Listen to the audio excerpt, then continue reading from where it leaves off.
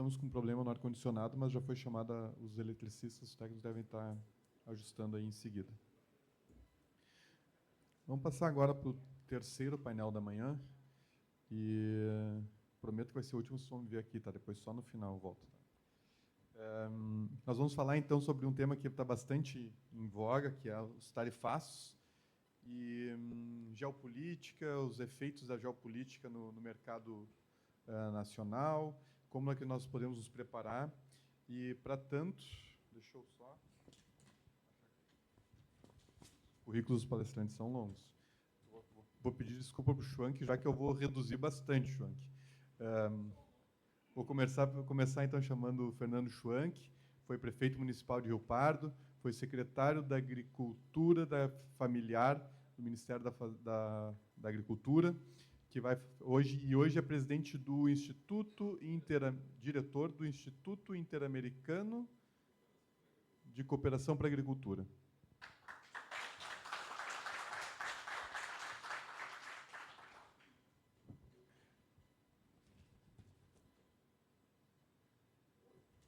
Chamar também o Marcos Alexandre Domingues, que é mestre pela Universidade de Coimbra, pessoa com quem eu tive a oportunidade de desenvolver algumas pesquisas. Ele fez a dissertação de mestrado dele pesquisando na UMC, em Genebra, e falou sobre as tarifas, e também é CEO do Iguatemi Foods, um dos empresários do agronegócio com mais experiência, eles mais antigos, mas com mais experiência. Jovem.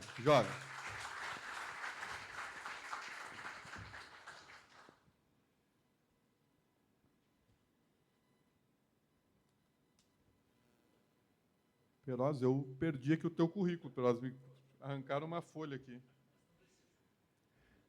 Então, eu chamo o Peroza, que é presidente da BIEC, foi secretário do Comércio Internacional do Ministério da Agricultura também, e trabalha hoje representando aí os maiores exportadores do agronegócio brasileiro.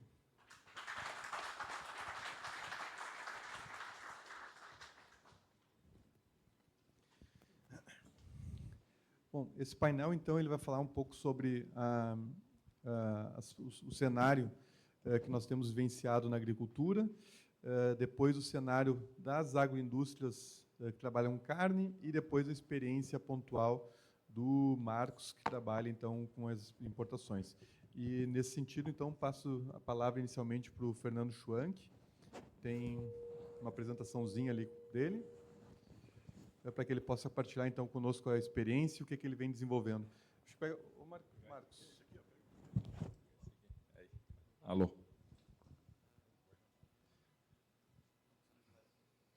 Passar. Tá bom. Bom dia a todos. Obrigado, Eduardo, pelo convite. Satisfação partilhar esse painel com o Peroza, com o Marcos, né? Cumprimentar todos os amigos. Eu acho que eu vou deixar aqui bastante instrumentos para o Peroza depois complementar com toda a sua experiência espetacular em abertura de mercados, em comércio, fez um trabalho gigante pelo nosso país no Ministério da Agricultura, o setor privado que vai, né, e que faz as vendas, né, mas eu queria trazer, antes de entrar nesses aspectos, deixa eu ver uma coisa. Para o outro lado.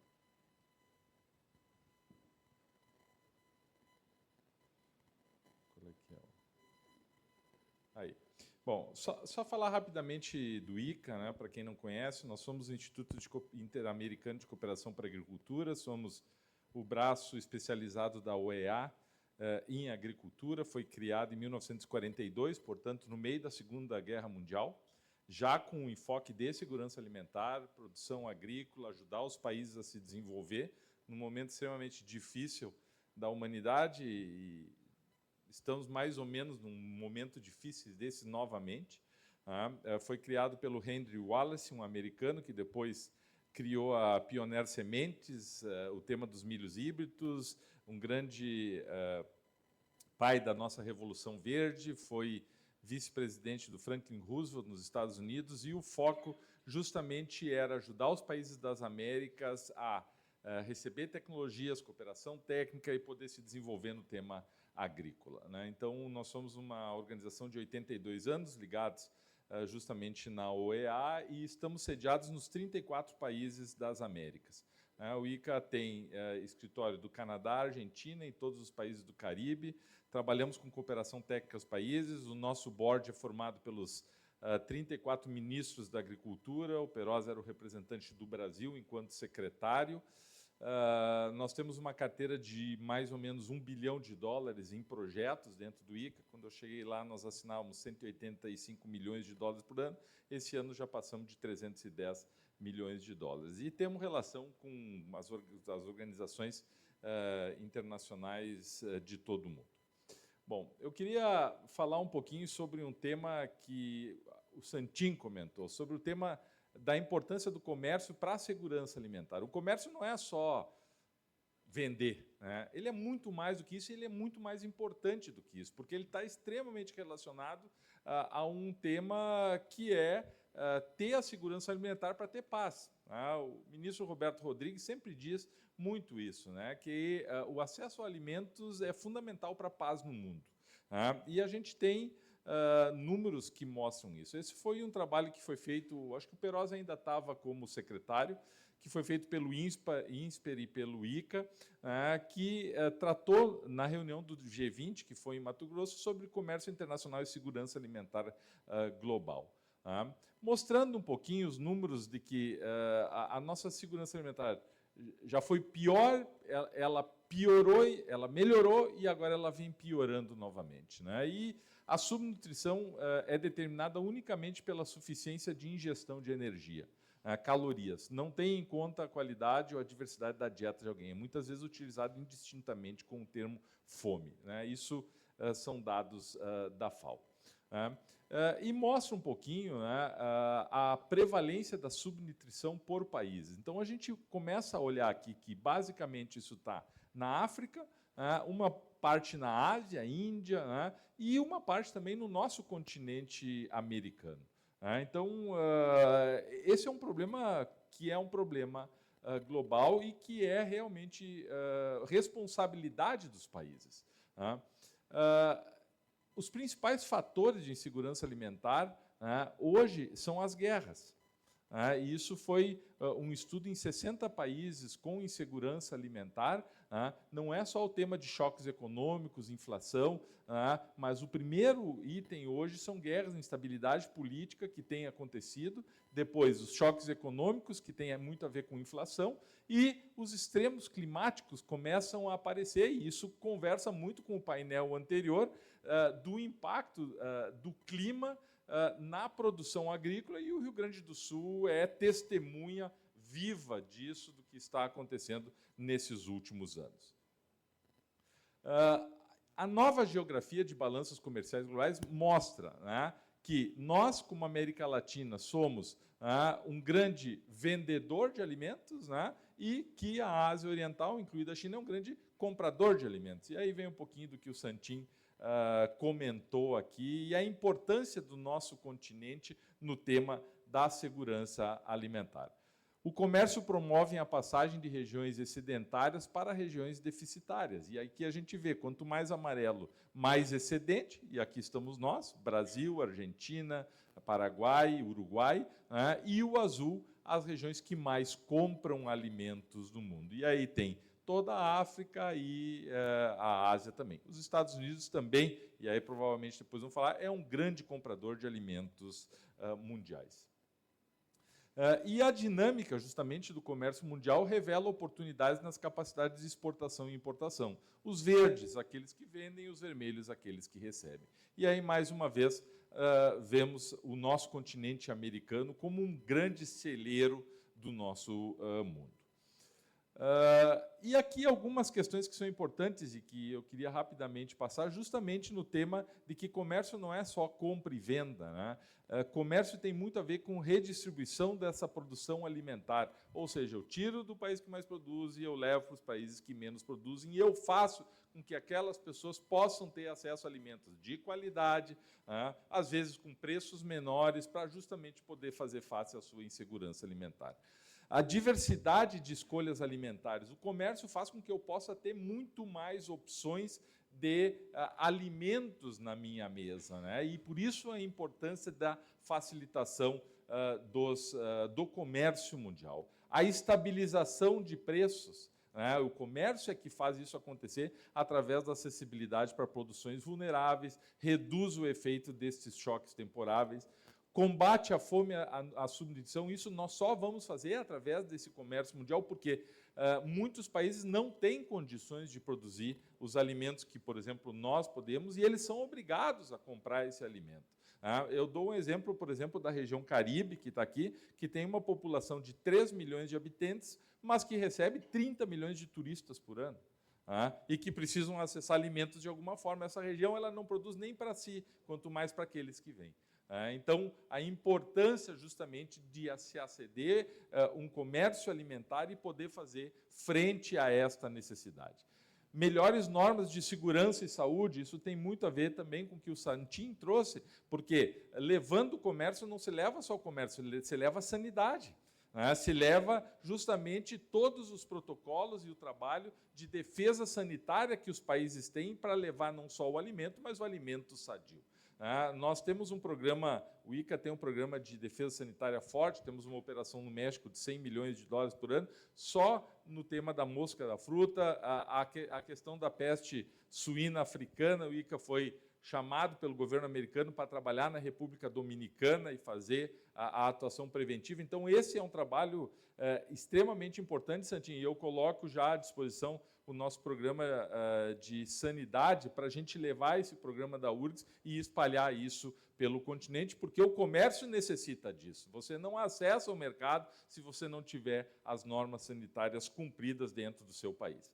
Aumenta a produtividade agrícola, e essa é uma obrigação, e talvez aí a Europa e essa briga que temos, justamente ela está neste sentido, porque nós somos tão eficientes em termos de produção e produtividade agrícola que muitas vezes outros países não conseguem competir conosco. Mas isso também faz com que estes países tenham que buscar este aumento de produtividade para equilibrar essa balança. E eu me lembro, a gente vai ficando mais experiente, né? E eu me lembro quando saiu o Mercosul, do pavor que o Rio Grande do Sul teve, Santim, no tema de agora a Argentina e o Uruguai vão nos quebrar no tema do leite, vão nos quebrar no parte do trigo. E isso fez com que as cadeias produtivas buscassem a tecnologia, se desenvolver para justamente fazer frente a essa disputa mercadológica que um acordo comercial trouxe naquele momento.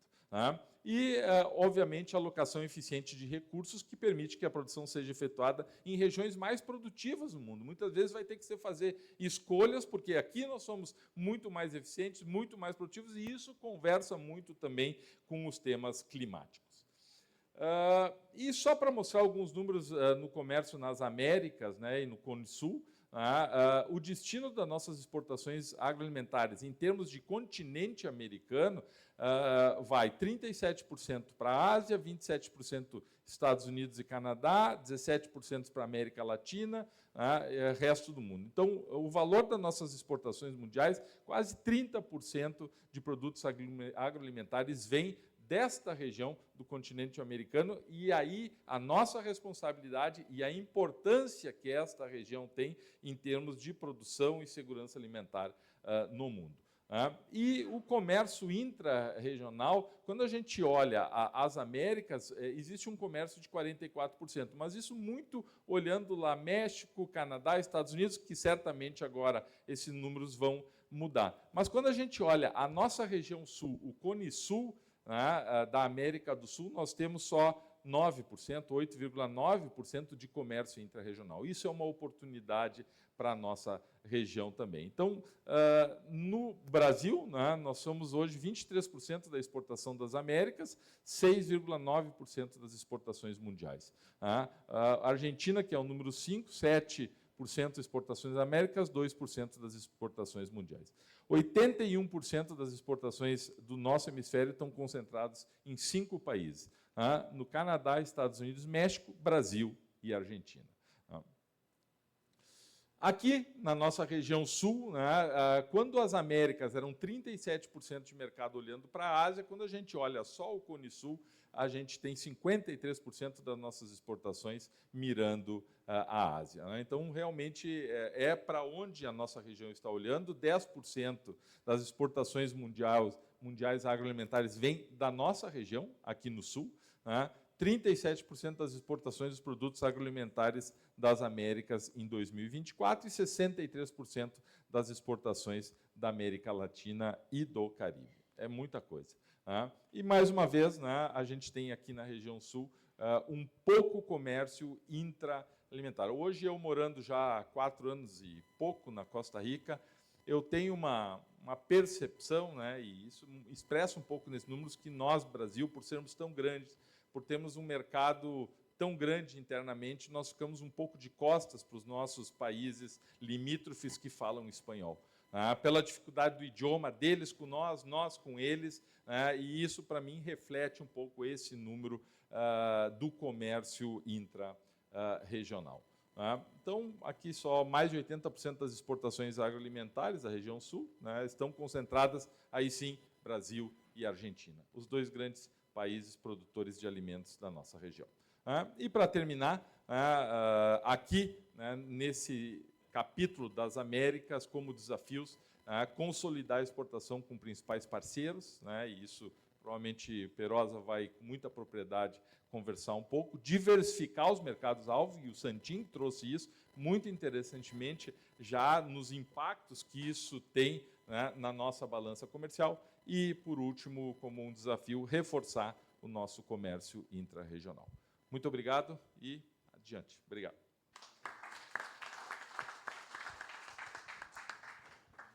Obrigado, Schwank. Acho que é interessante, né? A gente fala muito do aspecto da geopolítica de fora para dentro, mas a gente às vezes esquece de olhar para dentro e perceber onde é que nós temos que nós temos que atentar para poder avançar, né?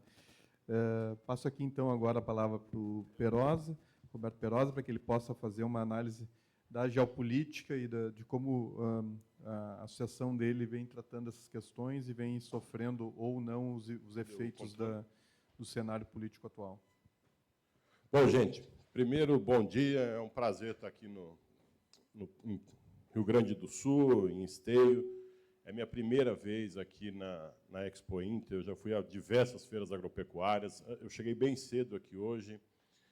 Visitei vários estandes, fui ver todos os animais que estão aqui. Eu achei que é uma feira realmente muito pujante, né? Eu estou acostumado lá, eu sou de São Paulo, com a AgriShow, lá de Ribeirão Preto, mas que é uma feira muito mais de máquinas do que de produção em si. Fiquei muito bem impressionado aqui pela feira. Vou deixar esse testemunho aqui para vocês e dizer que, do tempo, eu fui muito citado aqui do período que eu passei pelo Ministério da Agricultura, e nós pudemos visualizar as deficiências que o Brasil tem, que os estados possuem, e como a gente poderia ajudar esses países. É claro que hoje a minha apresentação é muito mais focada na carne bovina, onde eu estou com esse desafio profissional agora, presidindo a ABIEC, que é uma associação que congrega toda a cadeia frigorífica brasileira, né? Mas, antes disso, eu queria dar uns pitacos aqui sobre geopolítica, Fernando, você que entende tão bem disso. O mundo é um mundo complexo, não adianta a gente achar que o mundo é simples e que é só a gente produzir e a gente mandar para fora. Existem diversas situações de pessoas que tentam nos impedir de mandar a nossa produção excedente para o restante do mundo. Nós temos, e aí mais caracterizado, como todo mundo fala, assim, diretamente, ONGs europeias defendendo que não se compre do Brasil, porque nós não temos sustentabilidade, enfim, diversos problemas que não são reais, né, para o que acontece hoje aqui.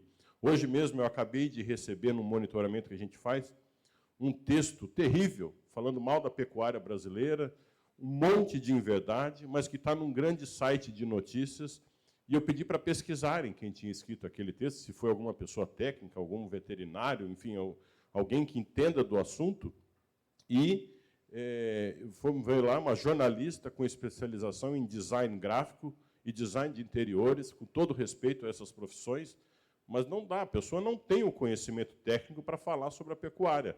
Então, ela faz um apanhado de informações do que ela acha na internet, veiculados por esses caminhos de que a gente não tem a sustentabilidade necessária, e nós ficamos refém dessa narrativa de que nós não sabemos produzir com sustentabilidade. Então, a ABIEC tem se preparado para esse embate, além de diversas outras associações. O Santinho, meu companheiro de viagens pelo mundo, onde eu estou, eu defendo o Santinho, onde ele está, ele me defende, nós temos esse combinado entre nós. E, enfim, eu acho que nós temos muito a que nos organizar aqui internamente para que nós mesmos possamos nos defender e não dependemos somente das entidades que fazem esse trabalho. Eu acho que o agricultor também tem que se mobilizar para isso. Mas aí, entrando um pouco aqui na explicação da ABIEC, é só apertar o de cima aqui. Bom, aqui mostra um pouco quem são os associados da ABIEC. Nós temos hoje 47 associados. Temos 2 deles aqui, o senhor Marcos, através da Iguatemi Foods, que está ali, na 4ª fila. Também temos o Beto, da Alibem Agra, que também é nosso associado e está aqui. Aqui no Rio Grande do Sul nós temos outros associados, como o Comesul, Frigorífico Silva, enfim, além dos grandes frigoríficos do Brasil, das grandes multinacionais que operam no Brasil, e também temos alguns parceiros estratégicos. Mas nós representamos 98% da produção frigorífica no Brasil. Aqui é um raio-x de como é o Brasil. O nosso setor gera, direta e indiretamente, quase 7 milhões de empregos no Brasil, né? Isso é importante dizer. Um PIB de 183 bilhões de reais, né, para um rebanho. E aí há a diversidade da quantidade de rebanho, mas nós adotamos esse rebanho em cerca de 194, quase 200 milhões de animais, com uma produção aproximada de 12 milhões de toneladas em equivalente carcaça. Lembrando que o grande mercado brasileiro da carne bovina é o mercado nacional, né? Nós deixamos cerca de 70% da carne bovina produzida aqui no Brasil, né, para atender e dar segurança alimentar ao nosso país, e nós exportamos basicamente os excedentes de produção ou aqueles cortes menos consumidos aqui no Brasil, em torno de 30%. Como eu disse, nós exportamos para mais de 157 países. A ABIEC representa 98% dessas empresas que exportam carne bovina para o mundo. Eu vou entrar um pouco, rapidamente, eu vou passar sobre o histórico do ano passado e vamos chegar rapidamente a esse ano, que tem sido um ano muito bom para a pecuária brasileira, e depois sobre as perspectivas de futuro. Mas aqui, rapidamente, mostra a balança comercial brasileira. O agro é o que sustenta o saldo da balança comercial brasileira, e aqui todos sabem disso, mas eu sempre levo isso nas minhas palestras para mostrar isso para as pessoas.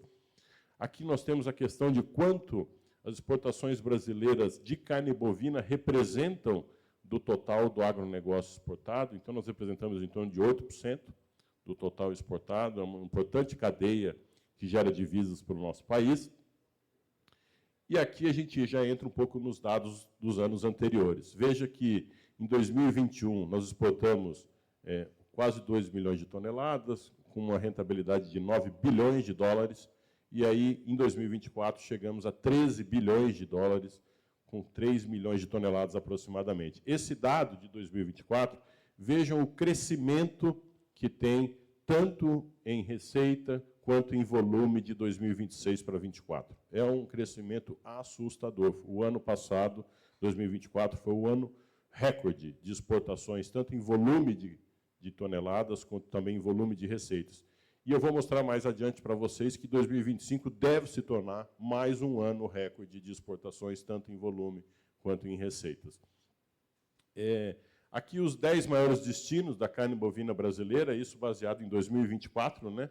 Vejam a concentração que há na China, é um grande fator estratégico para nós exportarmos para a China. Como já disse o Santinho aqui, bem dito, o Fernando também, o grande foco do excedente da produção brasileira agropecuária, seja de todos os produtos agropecuários, de soja, milho, carne bovina, carne de frango, a nossa demanda hoje está na Ásia, né? Até um tempo atrás, nós exportávamos para a União Europeia, depois nós exportamos para a Rússia. Enfim, hoje a grande demanda por alimentos está na região que mais cresce, que é mais populosa, e essa região é a Ásia. Então, o nosso maior cliente é a Ásia, por isso que nossos olhos estão muito voltados para a Ásia, Sudoeste Asiático. É claro, sem deixar de perder e dar atenção aos outros mercados que são tão importantes. Eu sempre digo que a grande característica do agronegócio brasileiro, seja da carne de frango, seja da carne bovina, é ter capilaridade, é nós termos oportunidade para encaixarmos a venda onde for mais interessante naquele momento, né? E isso é uma lição simples, quando se tem um comércio, a gente sabe que não adianta depender de um comprador só. Nós precisamos ter uma diversificação, e é isso que nós estamos tentando fazer na carne bovina, abrindo oportunidades. Oportunidades que estão sendo abertas, continuam sendo abertas, né? Estava comentando com o Marcos agora mesmo, ele tem uma grande indústria no sul do Mato Grosso do Sul, e que agora passará por uma vistoria para poder começar a exportar ao México. Não é isso, Marcos? Então, vai ser mais uma nova oportunidade para a indústria dele, para um canal que ele ainda não está autorizado a fazer essa exportação, e nós temos trabalhado diuturnamente para que as empresas tenham cada vez mais oportunidades. O Rio Grande do Sul vai ter uma oportunidade muito intensa, né? O Rio Grande do Sul também tem uma planta que será vistoriada para habilitação para o México, mas, mais do que isso, na grande abertura de mercado desse ano que nós teremos para a carne bovina, e que nós estamos batalhando há mais de 20 anos, é o Japão. O Brasil ainda não é autorizado a exportar carne bovina para o Japão, e o estado que começará essa exportação é o Rio Grande do Sul. E dou um pequeno exemplo para vocês, o Marcos pode dar outros. Marcos, a quanto você exporta a língua bovina, por exemplo? $2, $2 o quilo. No Japão custa 12, 13, às vezes 15, dependendo do momento. Então, são 6, 7 vezes o valor do que ele exporta hoje, o que ele terá a oportunidade de exportar num curto prazo, num médio prazo, para esse país tão importante. Então, nós temos aqui os Estados Unidos, como também um grande parceiro, vamos falar um pouco do tarifaço mais tarde, mas vocês veem que a nossa grande concentração é da África para lá, né? É para lá que nós temos que exportar, é para lá que nossas intenções estão voltadas. Não é à toa que nós acabamos de abrir, como disse o Santinho, um escritório lá na China, em Pequim, porque a grande concentração das nossas vendas está lá, por lá. Aqui mostra, por produto, né, quais são os países que mais levaram os nossos produtos. É uma informação mais técnica, mas mostra a diversidade e também como a gente exporta para todas as regiões do mundo, né? E aqui mostra 2025. Veja bem que em 2025, no acumulado de janeiro a julho, nós já exportamos quase 14% acima do que nós exportamos de janeiro a julho do ano passado, né?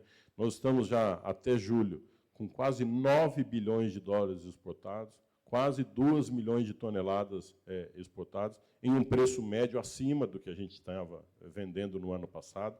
Lembrando, e aí, para aqueles que são pecuaristas também, né, e que, enfim, que fazem parte do setor, o preço da arroba do boi no primeiro semestre do ano passado era totalmente diferente do preço da arroba do boi nesse ano, né, está muito acima nesse ano.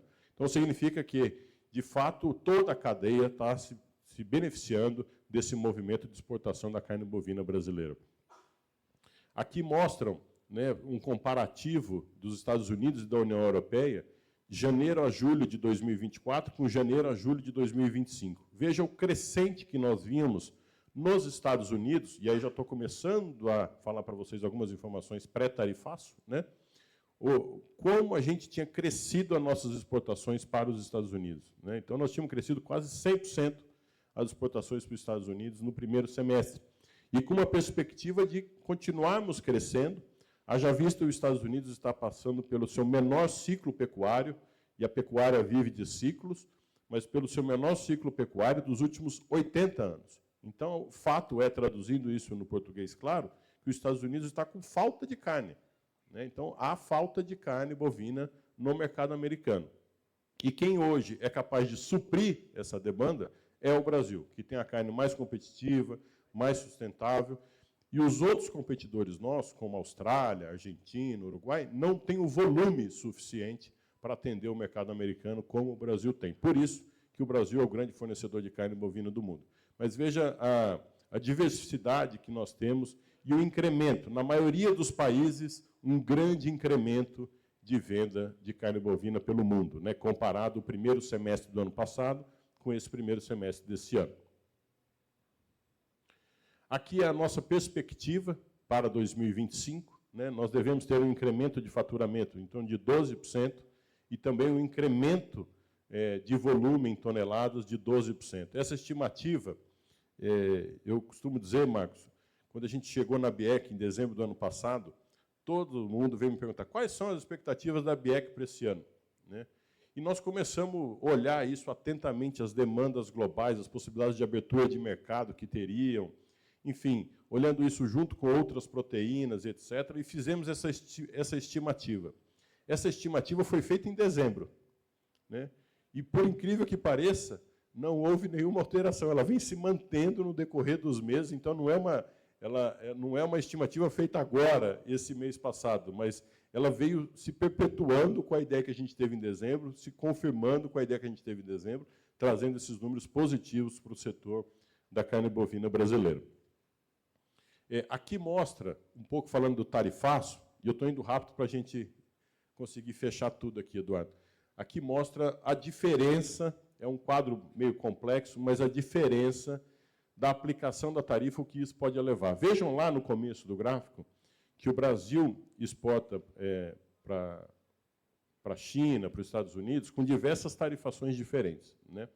Nos Estados Unidos, nós temos uma cota que até esse ano era de 65 mil toneladas no início, que não é uma cota específica para o Brasil. O que significa dizer isso? Que quando o Brasil exporta carne do Brasil para os Estados Unidos dentro da cota, não se paga imposto ou paga um imposto mínimo em torno de 1%.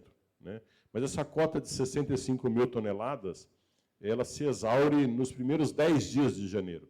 Então, a gente praticamente não conta com essa cota, porque não é só para o Brasil, são para 10 países essa mesma cota. E agora o governo americano, inclusive, decidiu tirar desses 65 mil, 15 mil toneladas, colocou como cota específica para o Reino Unido. Então, todos esses 10 países ficarão com uma cota de 50 mil toneladas. Então, diminuiu ainda mais a cota. A tarifa normal que a gente paga era de 26,4, né? Vocês podem ver lá para os Estados Unidos. E com o tarifaço adicional de 50%, isso nos leva a um total de 76%, o que torna muito difícil a exportação de carne para os Estados Unidos. Mas, pasmem, mesmo com a tarifa de 76%, nós vimos num montante de 20 a 30 mil toneladas de exportação para os Estados Unidos por mês. Esse mês nós devemos exportar cerca de 10 mil toneladas para os Estados Unidos. Então, veja que, mesmo com a tarifa de 76%, o Brasil ainda continua muito competitivo. Né? Isso é mérito da nossa produção aqui no Brasil, do nosso arranjo produtivo, que faz com que a gente tenha competitividade para, mesmo com um tarifaço imposto, continuar exportando. E muita gente me pergunta, bom, com esse tarifaço dos Estados Unidos, o que vai acontecer com a pecuária? Olha, os Estados Unidos é o nosso segundo maior importador, é um mercado importante, de alta rentabilidade para a produção brasileira, mas o mercado da carne bovina está muito diversificado. Nós vamos conseguir realocar uma boa parte dessa carne, mas com preços menos competitivos. Então, perde a indústria um pouco da sua rentabilidade, mas não haverá interrupção de produção, férias coletivas ou qualquer coisa desse tipo. Entendeu? Nós temos capacidade de diversificação da nossa produção. Tá bom? Vejam que a Argentina e o Uruguai também estão fora da cota, com 26,4%, mais 10%. Então, eles terão uma tarifa de 36%, enquanto o Brasil terá 76% para os Estados Unidos. Né? Lembrando que alguns países aí, depois tem um senão aqui embaixo, por exemplo, como a Austrália, ela tem uma cota, que eu disse para vocês que o do Brasil é 50 mil junto com outros estados, a Austrália tem uma cota específica para ela nos Estados Unidos, só com ela, de 370 mil toneladas. Então, veja, ela trabalha quase que meio ano sem pagar nenhum imposto, vendendo para os Estados Unidos. E depois ela entra numa tarifa de 36,4 atualmente. Então, realmente, o Brasil tem que ser muito competitivo para conseguir, mesmo com esse tarifaço, continuar vendendo para o Brasil. É claro que o tarifaço advém de questões políticas, geopolíticas, acho que não vale a pena a gente discutir aqui, mas o que vale a pena é a gente dizer que o Brasil continua com a sua competitividade e que nós temos que continuar pleiteando para que o governo brasileiro faça interlocução. Eu mesmo estou indo amanhã à noite para os Estados Unidos, numa missão com a Confederação Nacional das Indústrias, para que a gente possa fazer um diálogo setorial do empresário com as autoridades americanas e com as nossas contrapartes, as associações importadoras de carne bovina nos Estados Unidos. para tentar, no âmbito do privado, fortalecer essa negociação e dizer aos Estados Unidos que a gente quer fazer uma exportação complementar de parceria com os Estados Unidos. Né? Dessa exportação brasileira para os Estados Unidos, 80% eram recortes do dianteiro que basicamente vão para fazer o hambúrguer nos Estados Unidos. Eu vou dar um dado para vocês. Os Estados Unidos é o maior país produtor de carne bovina no mundo. Nós devemos passar esse posto dos Estados Unidos nos próximos 2 anos. Nós somos o maior exportador. Eles são os maiores produtores. Mas do consumo de carne bovina nos Estados Unidos, 60% se dá através do hambúrguer. Né? No Brasil, esse número é em torno de 25%. Então, veja, todo mundo aqui acho que gosta de um hambúrguer, mas nos Estados Unidos eles gostam vezes 3. Né? Então, eles consomem, no mínimo, acho que 4 hambúrgueres, 4,1 hambúrgueres por semana. Né? Então, veja como é o consumo de carne bovina nos Estados Unidos e a complexidade de não ter esse material para realizar o hambúrguer e de precisar importar. Aqui mostra um pouco da participação da União Europeia, né, que é um outro bloco de países que tem aumentado essa relevância para o Brasil. A negociação que eu participei, Mercosul, União Europeia, dá ao Brasil uma oportunidade de uma cota de quase 45 mil toneladas, né? Não é uma coisa tão representativa para o Brasil, mas, claro, é o que eu disse, a diversificação de mercados é importante, e na Europa a gente pode enviar cotas de maior valor agregado, isso é uma opção também que a indústria pode ter e que pode complementar a rentabilidade da carne brasileira. Aqui mostram também as tarifas, né, que são colocadas na União Europeia, mas é uma temática técnica que a gente gosta de explicar isso. Eu dei essa palestra há 2 dias atrás, explicando como hoje nós já pagamos tarifas e como a questão da tarifa para a União Europeia é determinante, porque, além das exigências socioambientais que eles fazem, a questão tarifária é muito pesada na União Europeia e faz com que a gente não tenha como um grande mercado a União Europeia. Aqui, mais uma vez, fala um pouco dos Estados Unidos. Isso tudo eu já falei aqui antes, eu vou passar um pouco mais rápido. A mesma coisa. E aqui as expectativas. Né? As expectativas para 2025 eram que a gente continuaria com uma forte exportação, e aqui nós estamos com um recorte específico dos Estados Unidos. Né? Nós pretendíamos chegar em exportação aos Estados Unidos a quase 400 mil toneladas. Né?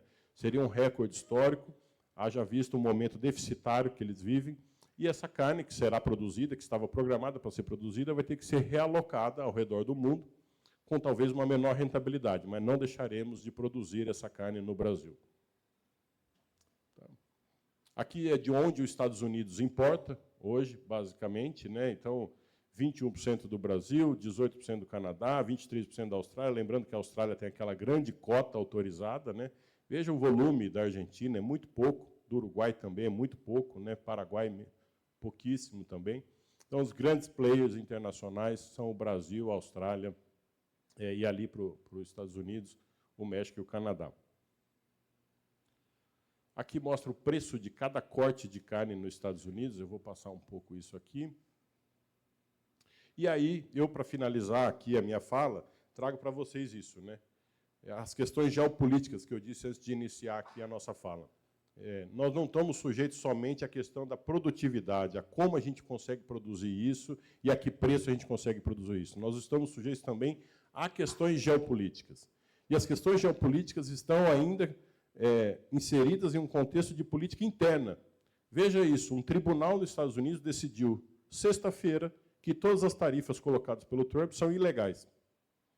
Mas não anulou as tarifas, deixou as tarifas em vigência até que se tenha uma decisão da Corte Suprema. Então, esse caso, com certeza, irá à Corte Suprema, e nós não sabemos ainda como será essa decisão e como ficará a decisão com relação à tarifa americana aos produtos importados do Brasil. Então, vejo o desafio dos nossos produtores, da nossa agroindústria, de fazer um planejamento de médio e longo prazo em que tenha um efeito nas exportações. Né? Então, nós estamos sujeitos às intempéries políticas, às intempéries de decisões judiciais, para que a gente possa programar o nosso fluxo de venda, o nosso fluxo comercial. Realmente é muito desafiador, mas a gente acredita que, no caso específico dos Estados Unidos, nós vamos poder ter uma relação que é baseada nessa relação de mais de 200 anos de amizade com os Estados Unidos, para que a gente possa continuar fornecendo carne de qualidade para os Estados Unidos e o Brasil possa continuar se desenvolvendo e vendendo carne para um mercado tão competitivo e tão rentável como é os Estados Unidos. Então, era isso que eu queria dizer, eram essas palavras. Agradecer, Eduardo, mais uma vez o convite, o prazer de estar com o Fernando, com o seu Max aqui no painel, encontrar tantos amigos como o Santinho. O Santinho, eu costumo dizer que eu vejo mais ele do que a minha própria esposa. Porque a gente vive, nós passamos uma semana no México junto, tivemos na Ásia agora há pouco, daqui a pouco já vamos para a China juntos, estaremos na Alemanha junto daqui 2 semanas. Então, o Santinho é meu companheiro de viagem, eu sou companheiro dele de viagem, nós estamos sempre juntos, defendendo a proteína brasileira, e aí, independente daquela de origem ou não, mas defendendo a proteína brasileira. Aqui mostram, como último quadro, a evolução da demanda por carne bovina no mundo e de onde virá essa carne bovina. E a gente tem isso, de que a carne bovina, 40% do incremento da demanda que virá para a carne bovina no mundo, virá do Brasil. Então, é uma perspectiva positiva para o setor da bovinocultura brasileira, da agroindústria, dos frigoríficos brasileiros, de que nós teremos muitos mercados a serem abertos ainda e serem conquistados com essa cadeia de tanto valor. Muito obrigado e deixo um grande abraço a todos.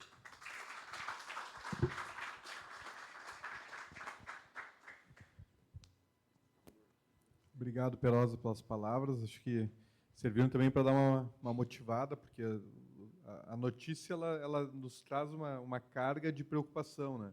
Então, quando a gente vê que, de fato, a gente tem que se preocupar, porque existe uma política pública internacional ali que vem tentando frustrar na realidade, a nossa eficiência, né? Então, eles percebem que nós somos muito eficientes e acabam fazendo tarifas de compensação. E essas tarifas de compensação foram o tema de dissertação do meu amigo Marcos. Então, gostaria de passar a palavra para ti agora, Marcão, para que tu possa... Sobrou pouca coisa para me falar. Veja só, eu resolvi aceitar um desafio aqui do meu colega de mestrado, o Eduardo Calete. Nós tivemos em Coimbra fazendo curso de mestrado, depois eu fiz ainda toda a fase de doutoramento nessa área de comércio internacional e sou dono de frigorífico. Então, vivi por 2 anos sabáticos, uma vida acadêmica, né? E depois resolvi aceitar um desafio de ser industrial. Eu comecei minha atividade em 1978, na área de frigorífico, e, durante esse tempo todo, passei por diversas transformações, e hoje o pessoal mais antigo que sobraram, são poucas pessoas que sobraram do meu tempo, nós somos conhecidos como os dinossauros da carne, mais 2 ou 3 empresas, tá certo? Mas o Santinho já disse, o nosso presidente Perosa, que eu digo que eles são os ciganos dos ares. Porque você liga para ele, onde você está? Eu estou na Filipinas, daqui a pouco estou na China, daqui a pouco estou no Japão. E nós viajamos, e eu faço parte de algumas viagens, buscando a abertura do mercado brasileiro para a venda da carne bovina. Nós viajamos o mundo inteiro. Só no Japão, nesse último ano, eu, que não exporto para o Japão, junto com o presidente, junto com o nosso ministro, junto com o presidente da República, em missão oficial para a abertura do mercado brasileiro. Por quê? Nós precisamos diversificar o nosso mercado. Hoje, a carne bovina, ao contrário da carne suína, nós somos dependentes da China. Nós vendemos 50% da nossa produção. Estava falando com o Beto, né? Qualquer país que amanhã deixar de comprar do Brasil, isso não vai interferir nas nossas indústrias. Agora, se a China parar de comprar, nós temos um problema. Eu mesmo, quando nós tivemos aqui um caso de vaca louca, há 2 anos atrás, Dei férias coletivas de 3 meses. Porque a minha empresa é focada 100% em exportação. Eu praticamente não vendo nada no mercado interno. Eu, durante esses quase 50 anos, aqui a doutora Suzane, diretora técnica da BIEC, nossa orientadora há 15 anos, ajudou a fazer aquela fábrica que você conheceu. Então, hoje, nós temos uma fábrica modelo a nível de exportação no Brasil. E o trabalho que o Santin faz, que o Perosa faz, é um trabalho de buscar abrir cada mercado. Nós já atuamos em praticamente 160 mercados. E do lado industrial, que pode ser meu depoimento, porque o restante, tudo que eu falar aqui já foi dito, é um desafio para as indústrias, as exigências técnicas, as exigências ambientais, os investimentos necessários para que a gente tenha uma indústria de ponta. E o Brasil, hoje, seguramente, tem as melhores indústrias frigoríficas do mundo. Não tem indústria frigorífica com o mesmo nível que nós temos no Brasil. E o nível de exigência que nós temos no Brasil, por parte dos órgãos fiscalizadores, do MAPA, dos órgãos que cada país, isso é importante falar, cada país faz uma exigência para nós. Tem um país, eu só quero animal de 4 dentes, eu só quero animal de 2 dentes, eu quero animal de 0 dente. Outro país fala, não, você precisa contratar uma agência certificadora externa para vir aqui dizer que essa carne serve para ir para o Canadá, que essa carne serve para ir para o Chile. E nós temos que nos adequar e fazer tudo o que é necessário para que a gente possa ter uma carne de qualidade, uma carne de excelência, de ter todas essas tarifas, que aqui eu não vou me alongar, mas o meu trabalho de mestrado foi em cima de tarifas não pautais, que são as tarifas que são piores, que são as tarifas que não são impostos, que o imposto você pode medir. O imposto aqui hoje é de 76,4 para os Estados Unidos, é de 2.218 euros, mais 2, tantos por cento para a Europa. É de tantos por... Agora, uma medida técnica, que às vezes você tem que esperar 2, 3 anos, um governo assinar para você poder exportar, isso aí não tem. Porque, eu sempre falo, aquilo que tem preço, nós vamos resolver. Aquilo que tem determinação, nós vamos fazer. Agora, quando você depende de fatores externos, que hoje nós temos aqui, o Júlio está aqui, uma excelente contratação da BIEC. Nós temos um problema, eu tenho seguro com o Adidos, há 5 anos, pedido de liberação, de habilitação, que depende do Adido levar no governo para assinar, mas está lá embaixo da mesa dele. E hoje, nós, nesse último ano, os países que nós conseguimos, nós, que eu quero dizer a BIEC aqui, presidida aqui pelo Perosa, a habilitação, ele chegou agora. Filipinas, um exemplo que é muito importante. Até então, nós estávamos preocupados em habilitar a venda de carne bovina. Qual é o grande negócio hoje? Nós, além da carne, que nós já estamos praticamente no final, faltam 3 grandes países da nossa habilitação. Hoje, Japão, Coreia do Sul e Turquia. É habilitar os miúdos. Hoje, como o Perosa falou, hoje eu vendo uma língua a $2.000 para a maioria dos países. Você vende por $5.000 para a Rússia, lá para o... E o Japão paga 12, $14.000. Você tem uma barreira técnica, por exemplo, a Europa, desde 2017, tão bem o Fernando falou aqui, no meu trabalho de mestrado, eu tive uma matéria, Direito Comunitário, que é o direito da Comunidade Europeia. O meu professor, naquela altura, era o presidente do Tribunal Constitucional Português, Dr. Moura Ramos. E ele me disse, aos alunos que estavam lá, a Comunidade Econômica Europeia, né, que a União Europeia é a Comunidade Econômica Europeia, foi criada para inibir as guerras por falta de alimentos. Então, qual era o principal objetivo da criação da Comunidade Econômica Europeia? É a Europa ser autossuficiente nos alimentos. Então, hoje, para vocês terem uma noção, 1 quilo de fígado aqui no mercado interno é vendido a R$7. Tem mercado que paga 2, 3, 4 mil dólares. O presidente aqui agora foi, a semana passada, Filipinas, abrimos Filipinas para miúdos brasileiros. Abrimos Vietnã para carne, carne com osso, bovinos, miúdos brasileiros. Estamos lutando agora para que a China também possa comprar os miúdos brasileiros. Então, a indústria brasileira hoje está altamente capacitada para atender a demanda de todos os mercados.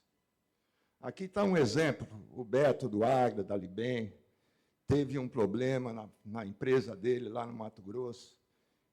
Em alguns meses, pegou fogo na fábrica dele. Em alguns meses, a fábrica estava de pé novamente e exportando para o mundo inteiro mercadoria de qualidade. Ele está aqui no Rio Grande do Sul, a fábrica dele está lá em Rondonópolis, lá no Mato Grosso. Exemplo de empresário. Como nós temos outros, nós vamos sair daqui agora, vamos para o aeroporto, vamos para Santa Maria. Vamos visitar o frigorífico Silva. Por quê? O Japão vai habilitar esse ano. E os 3 estados que vão ser habilitados são os 3 estados do Sul.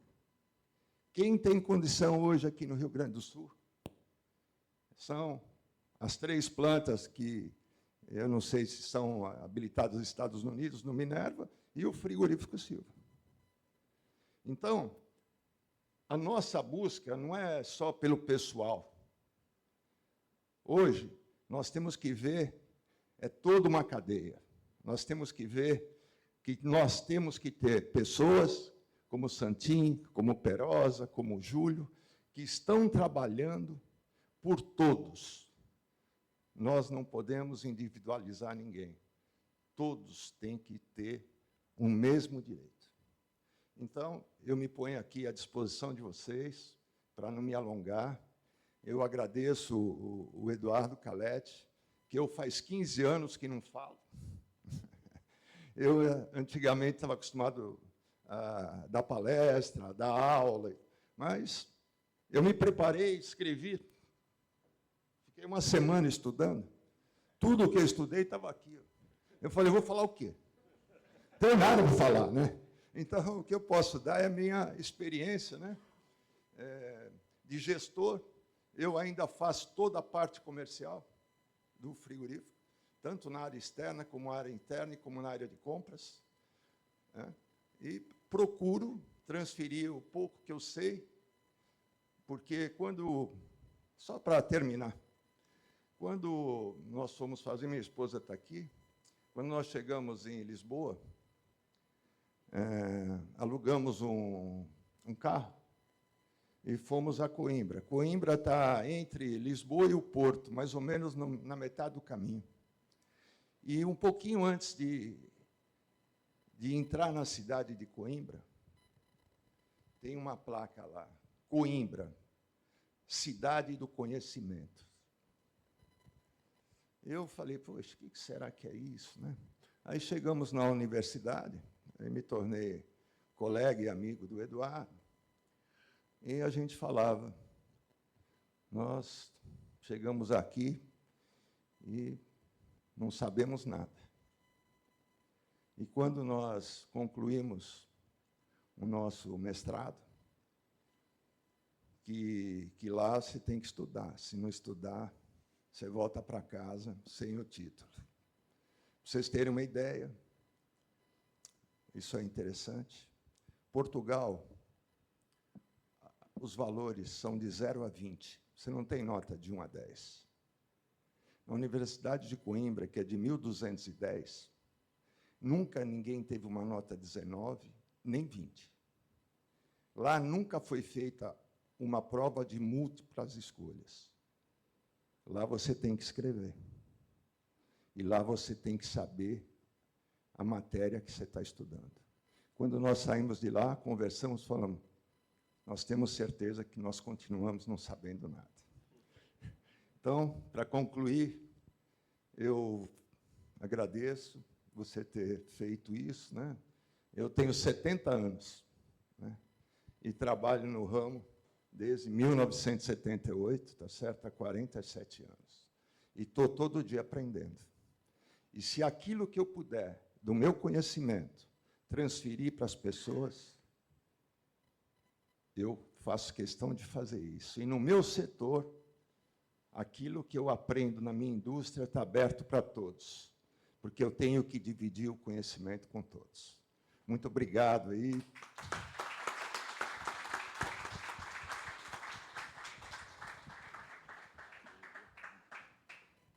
A gente brinca que nós chegamos em Coimbra não sabendo nada e saímos sabendo que nós não sabíamos nada, que já foi uma evolução, né? Falando, acho que o Marcos trouxe algo que se conectou diretamente com o Fernando, que são as tarifas não pautais, né?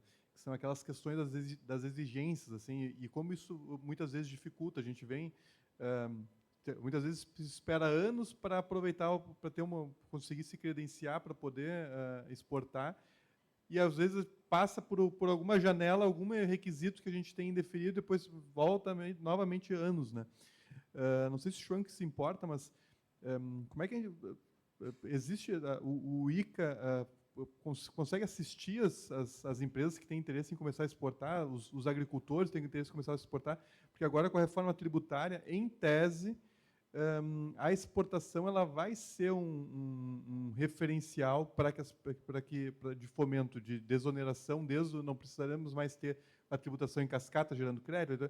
Só que aí eu vejo o agricultor, por exemplo, que quer eventualmente vender, a gente estava falando de gado aqui, quer vender o gado para o Uruguai, mas para ele vender o gado para o Uruguai, ele tem que estar habilitado, e aí ele tem que emitir nota, que ele não consegue hoje emitir nota, aí tem questão de se perde. Então, a gente tem alguma...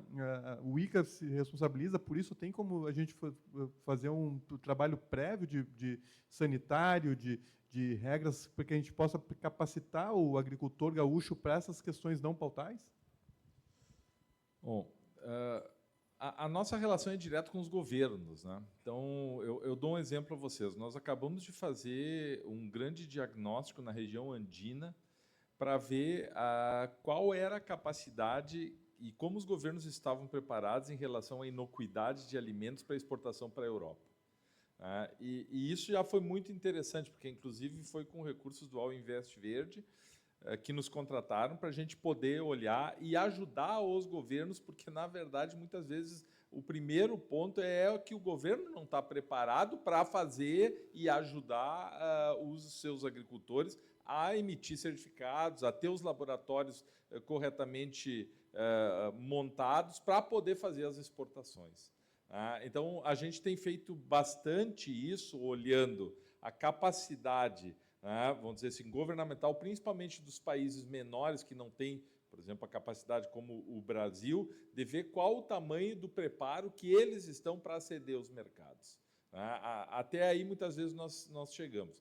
Quando você vai daí para baixo, normalmente quem faz isso, a partir do preparo, são as organizações governamentais, associações de produtores, na verdade, a Apex, que tem um trabalho realizado a isso, que faz e que, então, aterriza isso junto aos produtores. Mas eu queria só dizer assim do orgulho que eu tenho como brasileiro de hoje, estar morando mais de 4 anos fora do país e de ver o tamanho do trabalho que o Brasil tem, né, a partir de suas empresas, das suas organizações, do seu governo, para aceder a esses mercados mundiais. Nós fizemos isso em 30 anos.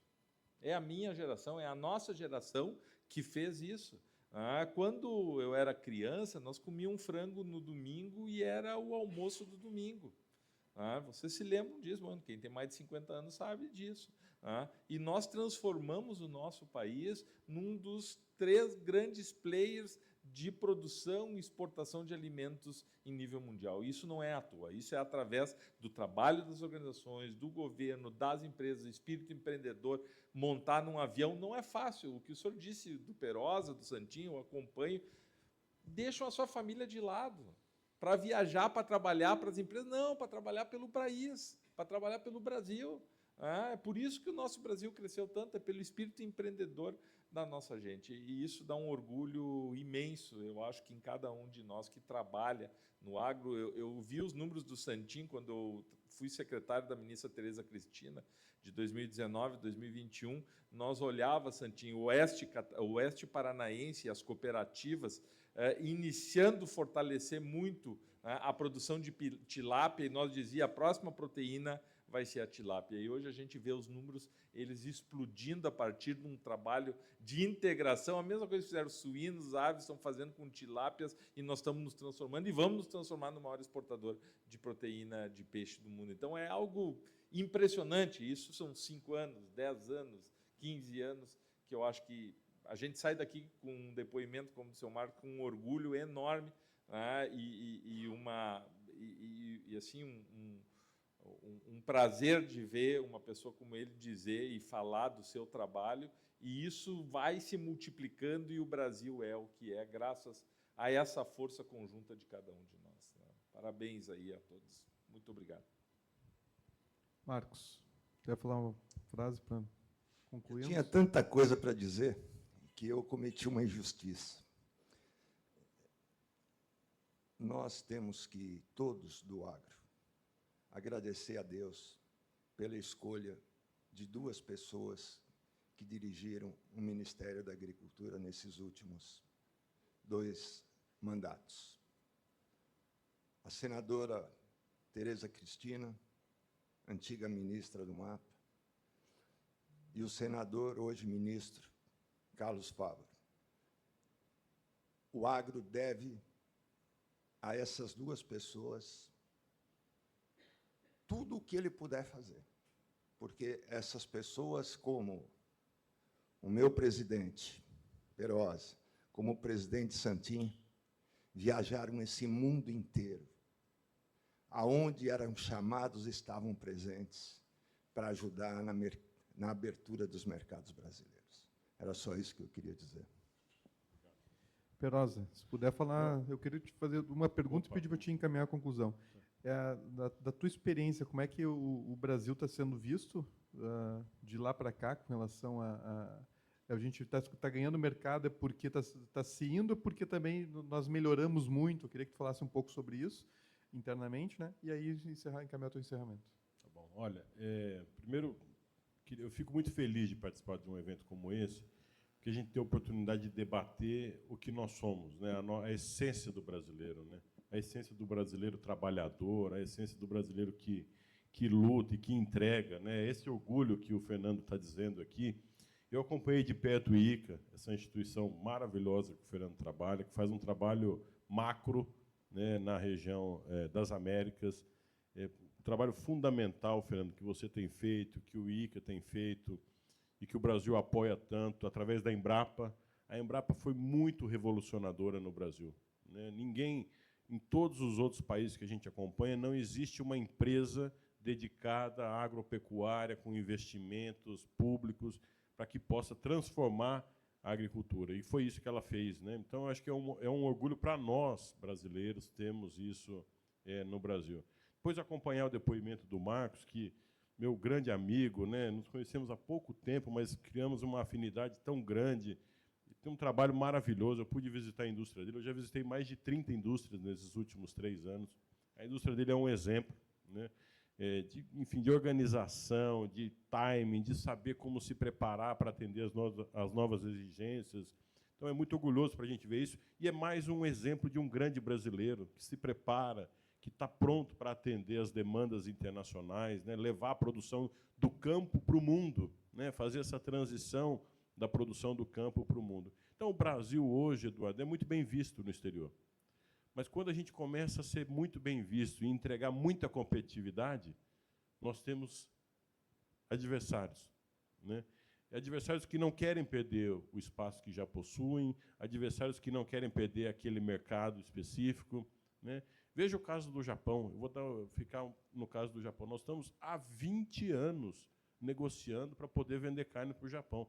Não há questão técnica. Está aqui a Suzane, que com muito orgulho faz parte da BIEC, nossa diretora gaúcha, né? Nós sempre temos muitos gaúchos lá na BIEC, desde o Camardelli, que presidiu a entidade durante quase 20 anos, agora a Suzane, que está lá com a gente. Não há explicação técnica para ficar 20 anos se debatendo um assunto desse. Não tem condição. Não há debate científico que demore 20 anos. Ou já era para não ter dado certo, ou já era para ter dado certo há muito tempo, né? Então, agora, nós tivemos esse empurrão final nesse ano. Eu estive no Japão 3 vezes esse ano, em datas distintas, somente nesse ano, né? Vai uma vez, vai outra vez, volta com a equipe do governo.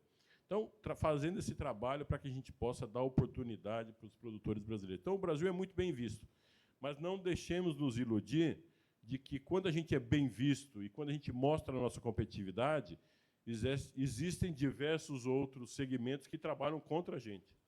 E, na decisão do Japão de abrir o mercado para o Brasil, tem muita gerência geopolítica.